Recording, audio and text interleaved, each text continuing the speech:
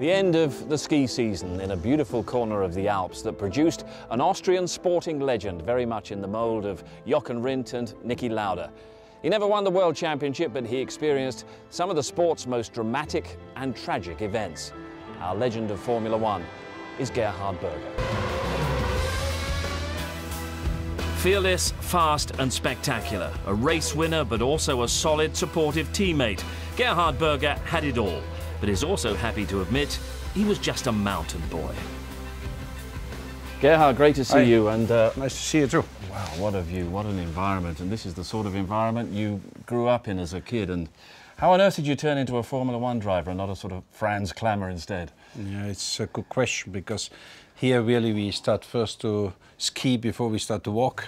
I remember well as a boy going to school with skis, and yeah, that's our nation sport. How good a skier did you become, and how good a skier are you these days? I skied a lot as a boy, but now the last 25 years I'm basically living in Monaco, so I'm coming here for holiday. But so it's limited time where I stay on skis. But me, I always was in direction of motorsport, of cars and bikes and engines. Berger is a man of contrasts. His maturity and experience would make him a team owner and give him a prominent role in the FIA. But he was also a dangerous man to be around, the most notorious practical joker in the pit lane. Everyone was a potential victim. I like to laugh. I like to have a laugh. I like people enjoying. I like to be happy. Anyone not see the funny side? I remember well, one time we went diving with Ron Dennis, and we've been down in 15 meters watching fishes, and I was just on top of him swimming, and I was bored, and so I closed his bottle slowly, oxygen. Suddenly I saw him going up like a rocket, so he didn't find it funny, but for me it was looking good. What were the stories with you and Ayrton, throwing car keys out of the window and all that sort of thing? Yeah, for a while, when we go in the evening when we went back to the hotel, and after testing, we still had a bit adrenaline left, and we had this idea to go to close put the key out of the under driving, put the key out, put it out from the window, get the steering lock on, and still having a bit speed on it. So all these things, you know, you do when you're younger. A lot of things I don't find so funny anymore now, but at the time it was. Oh, well, that's good to hear. It's with some trepidation we'll go inside then, having got all that stuff out of the way, and talk about the serious side of your racing career.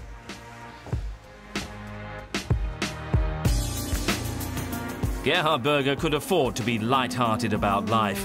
He not only grew up in beautiful surroundings, but his father ran what would become a very prosperous haulage business. He seemed almost to have stumbled upon a Formula One career that would include 210 races, all the pressure and expectation of driving for Ferrari, and the humbling experience of partnering Senna at McLaren. He would also be at the heart of some of the sport's most traumatic moments. The beginnings of his racing career were not entirely with parental consent. I was mechanic. I was still in school with mechanic school, and so officially I was in school. Then unfortunately I won the race, and I was in the newspaper. The whole thing at home, arrived at home, and yeah, well, there we are. But it was the start of your racing career, and progress through, well, Formula 3 in particular, the German Championship, European Formula 3, and the European Touring Car Championship as well. Great years with Schnitzer and BMW. How much fun were those years, and very competitive as well, weren't they? First, I have to say, after this first race, for 1.5 years was nothing, because my father stopped everything. I had no money, so I couldn't move. And already before, I was always dreaming to go karting, and I was never allowed to go karting, so I couldn't do anything until I was 21 years old. So I was very late when I really started racing, and it started always Alpha Sud, just for fun. But then it went very quick, and I arrived very quick in the Schnitzer team, as example, and I've been in the right hands, and I had a fantastic time with these guys. But all through that, the ambitions were Formula One, and the opportunity came with... Yes and no. Yeah? I think I'm very different to many of our other drivers. Of course, I would like to go karting. My father didn't allow it. I was always dreaming to do motorsport, but I never had Formula One in my radar. Formula One was for me too far away. For me, all what I want to do is a hobby. All what I want to do is growing up in the mountains, go skiing in the summer, go a bit racing and have a bit fun on a racetrack, because I felt that something what I like to do, could do well. As I did not have the possibility, I bought an Alfa Sud. At the time, there was a European Championship on the Alfa Sud Cup. I bought it because it was an accident car. Everybody say, well, the car is completely destroyed, so I bought it for nothing. I prepared it by myself, just to go and for fun racing. Then I was in this Alfa Sud. I didn't dream of anything more until Alfa Romeo came to me and said, you're doing very well, and we think you should do something more than Alfa Sud. I said, what should I do? I have no money. They say, well, we give you free Formula 3 engines. And that was my thing, okay, so let's go Formula 3, because I get free engines. So then I was in Formula 3. I had still never thought about Formula 1. So I was not one of these guys all day long looking just to Formula 1, how can I arrive there, what I have to do. No, I just did what came along. Of course, then I've been in Formula 3. At one stage, I said, well, there is a good possibility to, that I, especially with BMW, that I could end up in Formula 1. And then I remember well when Günther Schmidt from RTS asked me, and I said, well, I have one car with Winkelhock. I have a second car. I like very much you driving. Would you like to race a Formula 1 race? I said, well, yeah, that would be great.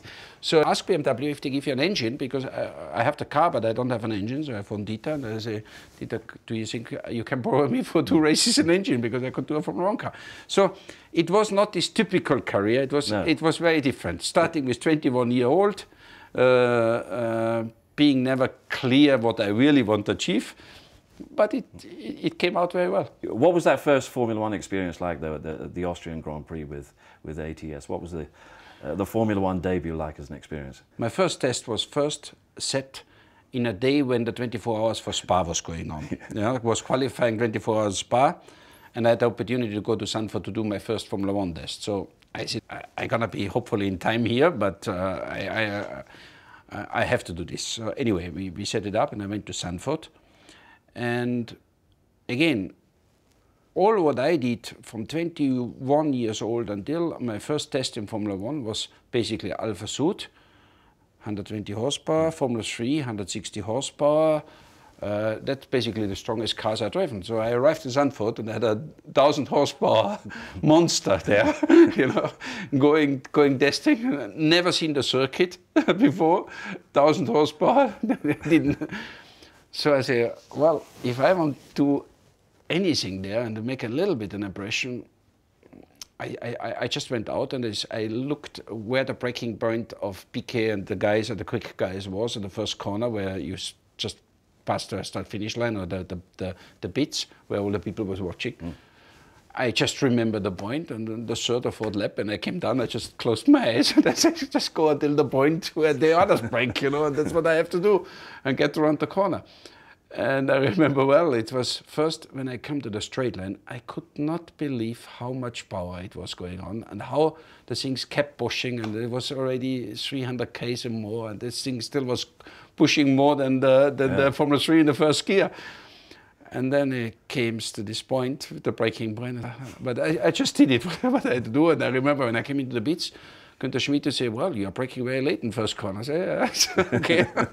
But I was, basically the car was driving me, not me, the car. Yeah. So how would you describe yourself in those days as a driver? You sort of seat of the pants, instinctive, a little bit mad, or everything what? Natural. Yeah. Everything natural. I mean, I'm a mountain boy, and my racing, I was everything natural. But 84, you'd arrived in Formula 1, you'd had your first experience with ATS, but at the end of that season, there was a road accident. What exactly happened? Well, it happened not far from here, 10 kilometers from 15 kilometers from here, where I had my workshop and where I was living. And in the evening, I had just to go back to the company to do something, because the next day I was supposed to go doing some testing for Macau, for Schnitzer. And just when I went back from my company, a car went out from a petrol station, and the guy just didn't see me, and I tried to move onto the left side, but he catched me in the back, and I spun, and I spun through a breach down the river, and unfortunately I had no seatbelt on, and I flew out from the side window, and I broke my neck and I broke my back, and I landed just on the rocks next to the river. The car was hanging on the trees just on top of me, and I've been so lucky, because the funny thing is, here on this road in the night, you have no traffic usually at all, except the people that are living there, because everybody is moving on the motorway, but it's just parallel. And then this evening, there was 2 guys on the motorway, German guys, and it was helicopter doctors, what was coming back from holiday, and they've been hungry, and they said, let's exit here, let's see to find a restaurant to eat something. And this was the car exactly behind me. So when they came down to me, and I was conscious, and I said, well, I have a big problem in my head, and I have very much pain in my back. They immediately realized that I have a neck problem. So the way they didn't move me, the way how they treat me, and they had even infusions in the car. So when the ambulance arrived, I was already hanging on infusions, and I remember well, the ambulance one put me on their bed, and the guys said to him, most probably he's gonna die if you put him on here, because it looks like he has a very high back injury. And then the guys went back and picked up a special bed for these kind of situations, and that's how I left the place. So to have at 11 o'clock in the night the luck to have 2 doctors behind you from helicopter emergency thing with the equipment in the car, you know, it's something coming from here. I just think. But it could and should in many ways have cost you your life. Certainly it seemed that your racing career was over at that point, or what sort of state were you in? The doctor came to me after the first 2 days when kidney and everything was starting to work again reasonable, and he says to me, Mr. Berger, we have two things, 2 possibilities. Either we put you on plaster and you're gonna be for 6-8 months in plaster, or we do an operation. But I have to tell you, it's the first time that we are doing this operation, because it's very new coming in, where we have to open the throat in the front and connecting with screws the vertebras in the back. It's a new way, but as I tell you, it's the first time as we are doing it, and it's as we have to open everything from the front, all the nerves to the face and the things is going. It's risky. After, if we don't have a problem, you are recovering much better. I say, but I have to recover much better because I have to go back racing. And he was still laughed to me, saying, no, forget racing, you can forget, that's it. It seemed that Berger's Formula One career could be over before it had really started, but he was determined to beat the odds in a big way, and he would need to do it again as his career reached its prime.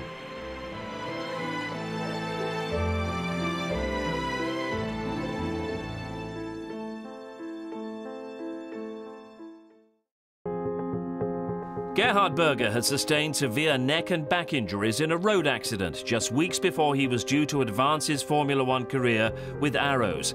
The recuperation would surely be long and painful, but Berger had no intention of lying in a darkened room and reflecting on his miraculous survival. Instead, he was determined to convince team boss Jackie Oliver that he was fit and ready for the new season. 2 days after the operation, I had my friend here, but was also dealing with Jackie, and I said, how we are looking with Jackie? And he says, well, he thinks you are dead.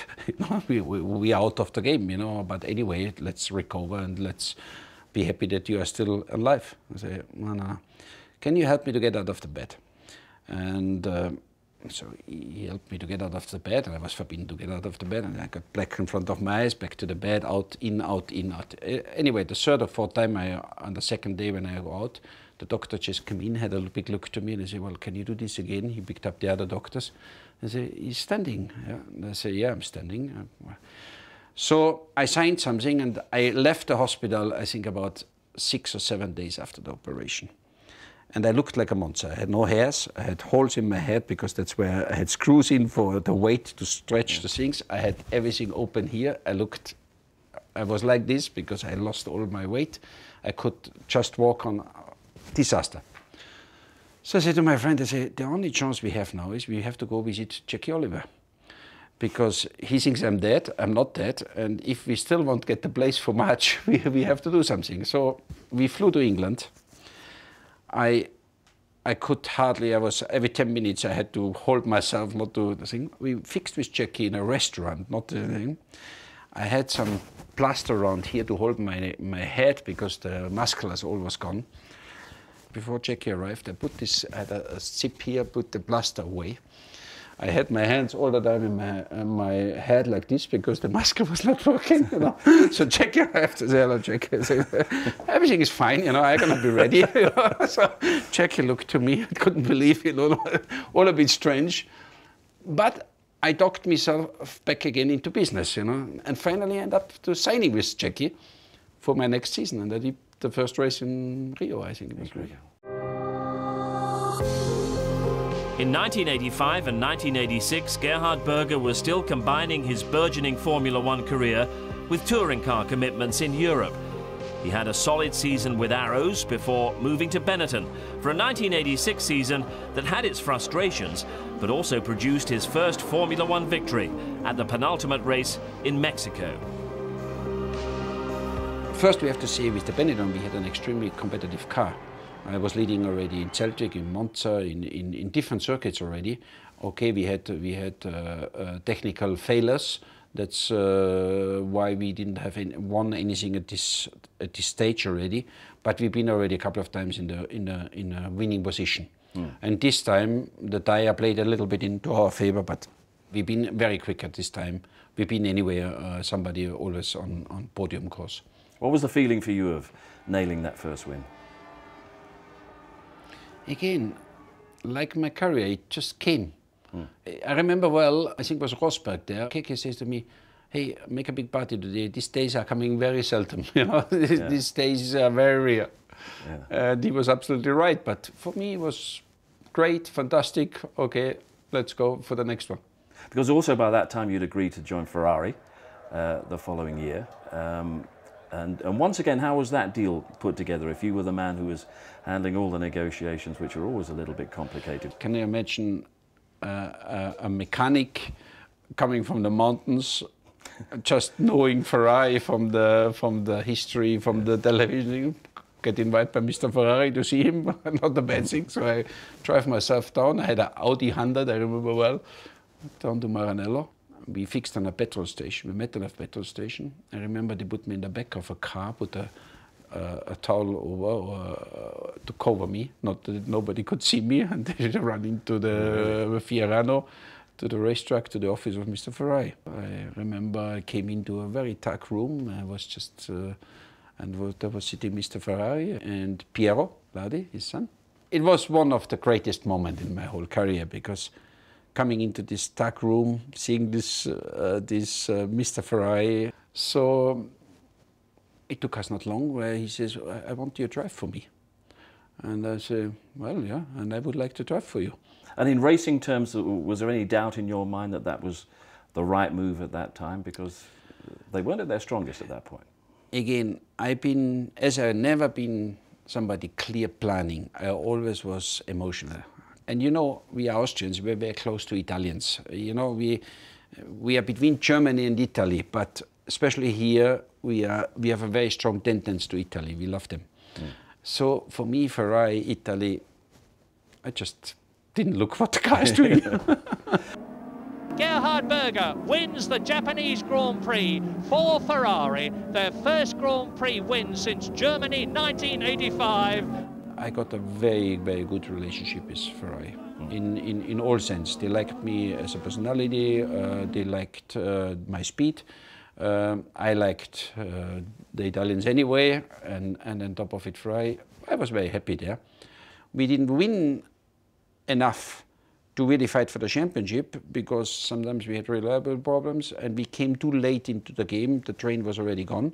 But I think the last 5-7 races, we've been the strongest combination in the field and everything looked just great. Now, look forward to 1988. You're in a very good shape for that. Yeah, we will try hard over the winter to improve the car again. And then we try to catch the championship next year. 1988 was a season dominated by the McLarens of Senna and Prost with their Honda power. Ferrari were struggling, and there was a further blow in the summer with the death of Enzo Ferrari, the iconic figurehead of the organisation. Just 3 weeks after his death came the Italian Grand Prix at Monza, and Ferrari and Berger would respond with an emotional victory. Ferrari wins! Ferrari second! And the first Italian Grand Prix since the death of the great Enzo Ferrari has seen his beloved scarlet cars from Maranello honour his memory with first and second places, and it's a truly happy crowd. I have to say, Ayrton was leading the race, then was the accident with Schlesser. Senna! Ayrton Senna spins, and into the lead goes Berger. What a fantastic situation! But the problem with Ayrton was he had a fuel consumption problem. He had to slow down already, and I was catching it already. You were pressuring, yeah. I was starting to make pressure. He had to risk everything to get by, pass by and not lose time with Schlesser. And then, unfortunately, he had to, or lucky for me, he had an accident and I could win the race. And I remember when I was on the podium and I could see when they all was coming, it was an impressive situation. Yeah. 1989, Nigel Mansell arrived. Yeah. And describe him. You remember this? I do, yeah. Describe him as a teammate, because he's difficult guy. Yeah, difficult and different. Yeah. Yeah, not a bad guy, you know. But in the end of the day, he's very selfish, very himself. You know, it's him and nothing else. But strong character. Mm. He was physically very strong. When we had fuel, and the steering was very heavy, he was very strong. And when he had some good days, he'd been physically very strong. Fantastic racer. The rest was whinging but he had a special character, and actually, yeah, I'm happy that I could experience him also for a year. Yeah. 1989 would start with 10 straight retirements for Berger's Ferrari. But the manner of his exit from the third race of the season, the San Marino Grand Prix at Imola, is one of the most remarkable stories of Grand Prix survivors. There was one moment I've been unconscious, but that was maybe talking about a minute or something. The rest all I know. I mean, do you have a thought process during that period? What sort of things were It was interesting because I turned in to Tamburello, and I immediately realized something not right, and I saw the right front light on the car, and then I immediately say, well, I have a left rear suspension broken or a puncture in the left rear. And I looked even quick in the thing, I couldn't see. So I did not realize that the front wing was broken. That was the reason. But I was expecting something from the left rear was coming. Then I saw that the car doesn't turn and go straight. Then I saw the wall coming. Then I remembered still that I had full fuel. I said, this speed, this angle, and with the fuel in the back, that's not going to be funny. And I'm telling this in this way because it shows how much in a brain goes in such a short time of period. Mm. Because when you look in the television, from the moment the turn in and the wall, it's a couple of seconds, or maybe even less. But it's like a slow motion film. I have to say I had a lot of heavy pain. And honestly, I thought my body is completely burnt because everything was in fuel. At the time, the fuel was very aggressive. And it was difficult to say what is burned, what is just acid or whatever, but it felt like the body is burnt. That was very painful. It took quite a while until they had me then back in the ambulance. It's quite funny because there was the nurses cleaning me everywhere, and the hands was completely open. But the biggest burning I had on my balls, and I remember well how to explain that they should put this fuel off there. So anyway, it was already quite a little bit funny there. But for the size of accident, it was quite minimum what I had. Oh, astonishing. Yeah. It hurts for a moment. It was looking bad, especially in the hands, but the rest of it was reasonable. What were the next few days like as you came to terms with what you've been through? People called me how I am, and usual discussion, but the one was interesting, sad one. Ayrton called me, and next day he said, "How are you?" I said, "Well, I'm okay." And he says, "Gerhard, yeah, what's happened?" And I say, "I don't know exactly yet what's happened, but one thing is sure, this bloody wall there, one day somebody gonna die in it, because it's much too close to the racetrack, you know, you're so fast there, and if you have a technical failure there, you're dead." A couple of weeks later, Ayrton and myself walked from the pit to the place where I had the accident to see how to move this wall. And we both looked over the wall, and we both said, well, there's this river in the back. There's not actually, the land falls down to the river, nothing really you can do. We did not think about putting a chicane or something, we just concentrated on how to move the wall. And we walked back and said, well, not a lot we can do here. Yeah. It's what it is. And exactly where we looked, this is the place where he died. Yeah. It's really 5 years later. Yeah, the irony was exactly clear. where we looked over the thing. I would say, well, it's not possible to move the wall. That's exactly where he died. Did the experience change you as a driver, your psychological approach? Yeah, a lot. In what way? I think this was definitely a break in my ability to take risk. I think I've been over the top before.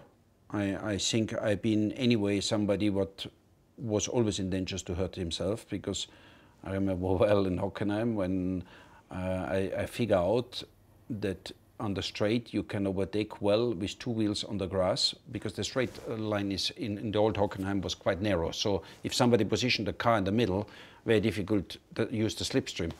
So I remember I positioned two cars on the grass, and it worked. And 2 laps later I came, I think with Bay at the time, and another one, and I said, let's try the 4 wheels on the grass, and you go 300 there or whatever, and of course it doesn't work, you know. And I remember spinning and spinning between the cars and everybody. So what I want to say is I always was open to take risks, and I enjoyed it. From this moment on, I say, well, this can hurt very much, and it's time to be careful in certain times, because it can be finished very quick. And to be honest, I think after this accident, I never reached anymore the level I had before. Towards the end of 1989, there was a brief indication of what might have been at Ferrari. A couple of second places and a much-needed victory at Estoril. None doubted Berger's resilience and talent, and for 1990, he would move on to perhaps the biggest challenge in Formula One, teammate to Ayrton Senna at McLaren.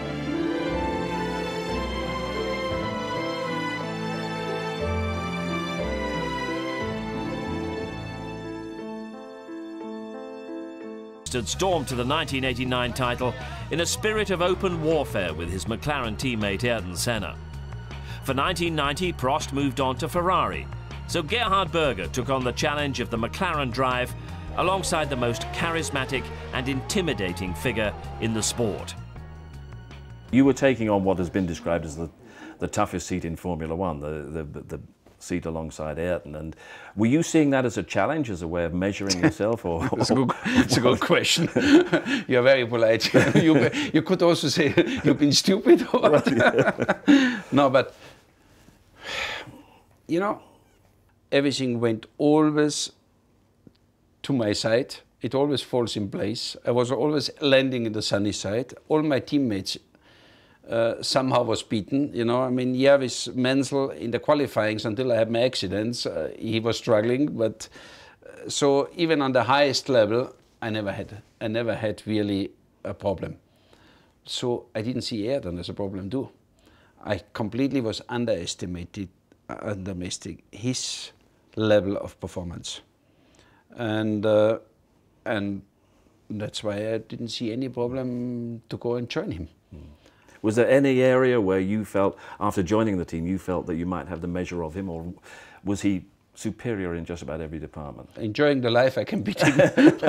but on the racetrack, he'd been more experienced. Yeah. He'd been more fit to me.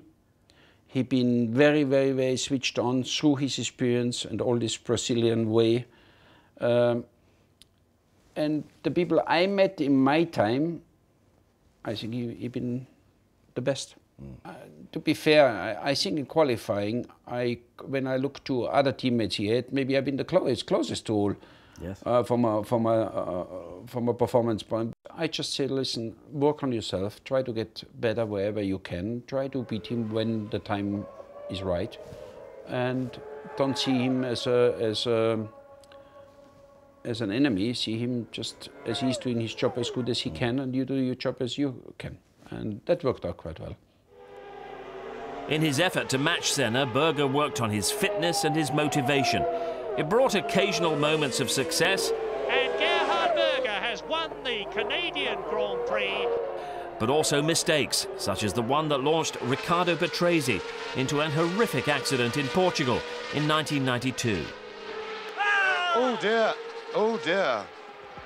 Well, let us hope and pray that Riccardo Patrese is all right as he clouted Gerhard Berger's car. You saw he is all right, I think. There was a bit of finger wagging after that, wasn't there? Yeah, it was my mistake. Was it? Yeah.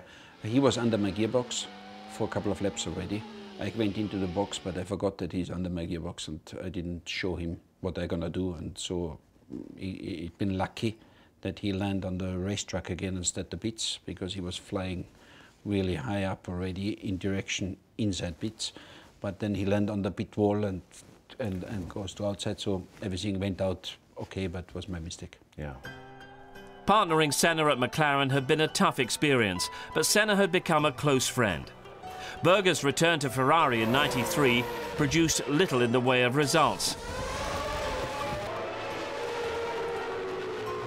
Then 3 races into the '94 season came the tragic weekend at Imola. The death of Senna on the Sunday followed the death of Berger's Austrian compatriot Roland Ratzenberger in Saturday's qualifying. I've been not that close to Roland, because Roland was another generation. He was just coming up. I met him a couple of days before in Monaco, and was a very nice guy.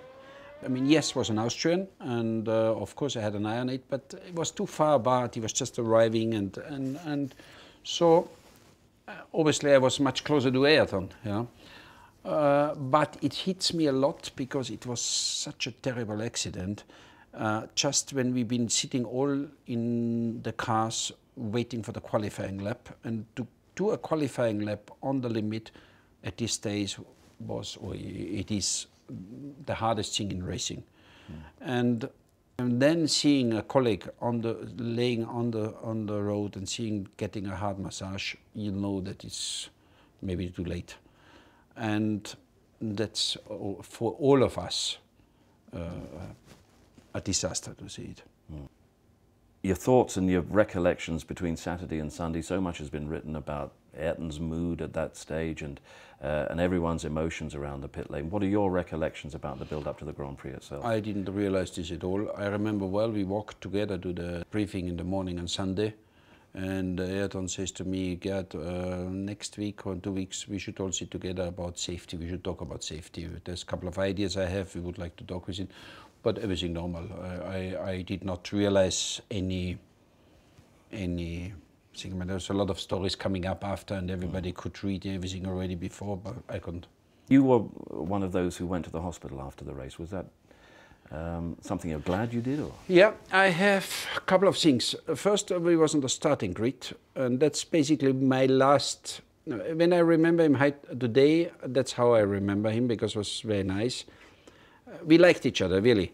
And I remember in the starting grid, I was behind with the Ferrari, and he was sitting in the car already, and I was just walking back. And of course, Ferrari driver in Imola, me was very special there, so I got all the fans jumping in up and down and waving to me. And Ayrton was looking to me and was laughing and was doing like this, and you could see, we've been friends. He was happy for me. And that's the last thing I remember him, and that's how I like to remember him.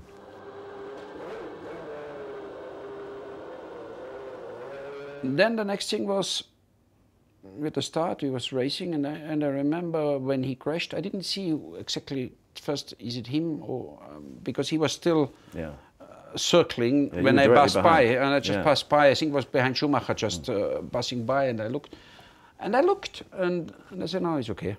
Because he didn't look so bad, you know. His angle was not too bad. I mean, in the end of the day, it was the wheel what was the problem for him, you know. Yeah. Then it was the restart, and Then I stopped after 5-6 laps, but not because they say I had a problem with it, because I did not realize at all what was, or how bad it was. I just had a damper problem in the back, and I had to come in, and I stopped, and I was just sitting on my bench, and then people came and said, well, Ayrton is in the hospital and he's in bad shape. That was the first time that I realized something serious happened. And that's when I decided to go to see what's going on and not to listening to the usual paddock discussion, to check out really what's happened. So I took the helicopter back to the hospital. We've been there in front of the emergency room. And I was asked if I would like to see him. And I was quite surprised, because an emergency room, you know, and I say yes, and it took quite a while. And then they let us in to see him, and that was a time when doctors were still on his head with what was covered, so we could not really see the head, but we saw his body, and we could stay a couple of minutes there, and that was basically the operation room. Yeah. And I saw his feet and the color of the feet, and at this time I said, well, there's something not working anymore. And that was where I said, well, I don't believe he's still alive. And when I left, then short time after, they told us that he was dying. So don't ask me. I've been there. I don't want to go into any questions, things, because it doesn't change. He had a bad accident. He died on it. And that was my last time together with Joseph where we saw him. From that point on, your appetite for racing, did it change? Were things different? No, I think this is something where how a racing driver is. I mean, we all know, especially at this time, that in certain places you don't want to have an accident, otherwise you hurt yourself or you are dead.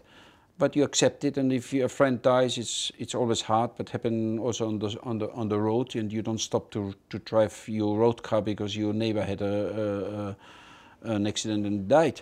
Of course, for a couple of days I said to myself, well, is it a good time now also to say, well, it's enough, we had a good time and don't hurt yourself, or you would like still keep going? But it was just something where I worked out with myself, and I came to the conclusion that I still would like to go on with racing, because that's what I like to do, and why should I do something different? And yeah, we all know it's dangerous.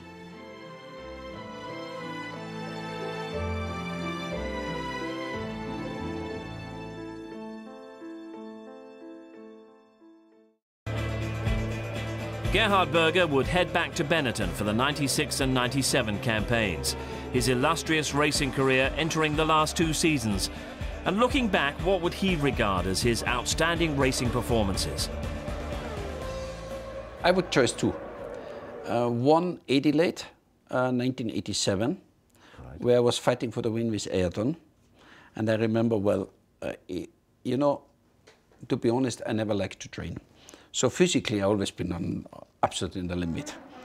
And Adelaide was such a hard circuit with the turbo cars. And then you had sometimes hot days there. And this was one of these. So it was about 3,000 gear shifts on a 1,000 horsepower turbo in the city, slippery, 35 degrees, and me physically not very strong. I was leading the race. Ayrton was second on the Lotus. And I was just dealing for a new contract with Ferrari. And I was asking for, at this time, crazy money, and I had to deliver. And I know if I deliver, I'm going to sign my contract. So that was my super motivation on this weekend. And I remember well saying, yeah, I couldn't anymore. I was completely finished. Ayrton was 4 seconds behind me, pushing. And Ayrton Senna has got the racing driver's ultimate stimulus. He can see the man that he's chasing, and he will be wanting to make that scarlet Ferrari get bigger and bigger by getting closer and closer to it. I was in front. I couldn't hardly anymore turn the steering wheel, and it was still 30, 40 laps to go. And I said, Gerhard, just keep pushing. Your contract. You know? So anyway, I kept going, and we played ping pong, and we played all kind of games, you know. So I had on quickest lap. I completely finished. Okay, put the boost on, put in the quickest lap again to show him that you are just playing with him.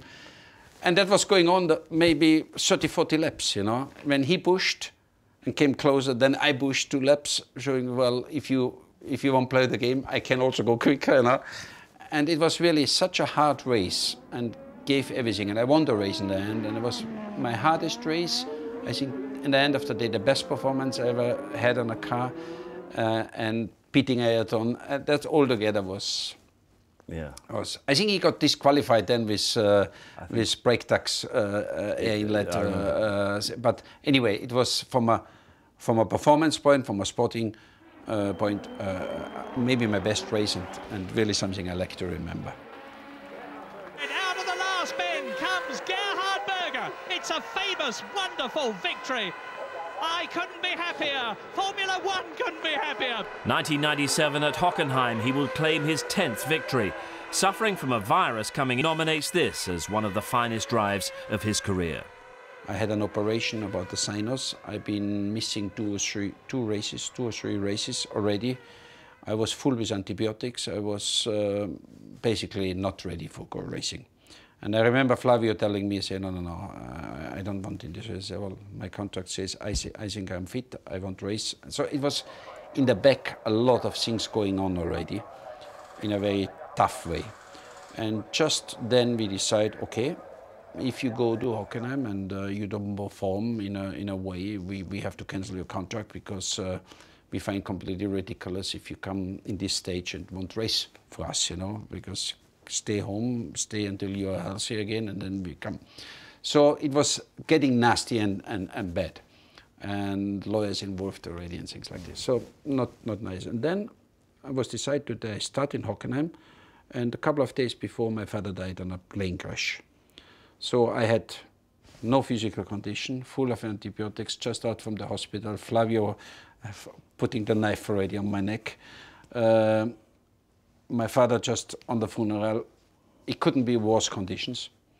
And then I arrived in Hockenheim, and I decided to tell the press that I'm going to stop after this year. So that's what I did. Then the team went very upset with me, why I am not communicating this first with them, and just put them there, all these things. So everybody said, yeah, Gerhard, nice that you are back here. But I could read in every face, what you're doing here.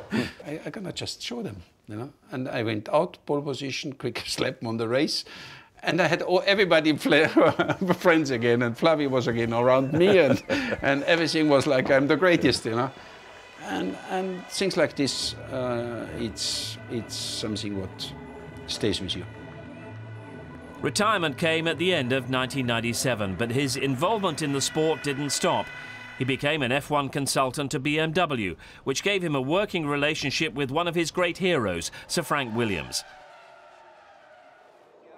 He's currently head of the FIA Single-Seater Racing Commission, but before that he was one of the original owners of Toro Rosso, the team that gave a first victory to the sport's new star, Sebastian Vettel. I thought he has the potential, and we immediately agreed we want to keep him, we want to work with him. And it worked out perfect. And you could see every test improving, speed, commitment, brain, everything together as a good young driver should have it. And finally we saw that he has also winning potential, what he didn't deliver in Monza. And at this stage we know that he has world champion potential, what he also delivered. Yeah. Your own role now within the sport is as part of the Single Seat Commission on the FIA, which gives you responsibility for what? What are you trying to change within the sport? Well, I'm responsible for everything between karting and Formula One. How did this come? Actually, I'm just trying to do a favor to Jean-Claude, what asked me, say, well, could you help me just to improve the situation? And at a weekday I said, well, okay, I'm gonna help you. He used the argument to give something back to the sport, what Usually the right argument for me is you're going to be paid very well. But so let's say this time I failed. But anyway, I'm doing this and I appreciate it because I got a lot of experience in 210 Grand Prix. I got a lot of experience with BMW and Toro Rosso on the other side of the pit racing. And now I'm getting experience on the structure behind the sport. What is very complex, the way how this is all built up, the different kind of premiums, the different kind of working groups, and how this all works. So I would say if I go through this, at least I would then say I would have a total picture of our sport, and that's nice too. Yeah, the path into Formula One is far too complicated now, isn't it? Yeah. It's very, very difficult to turn this back again.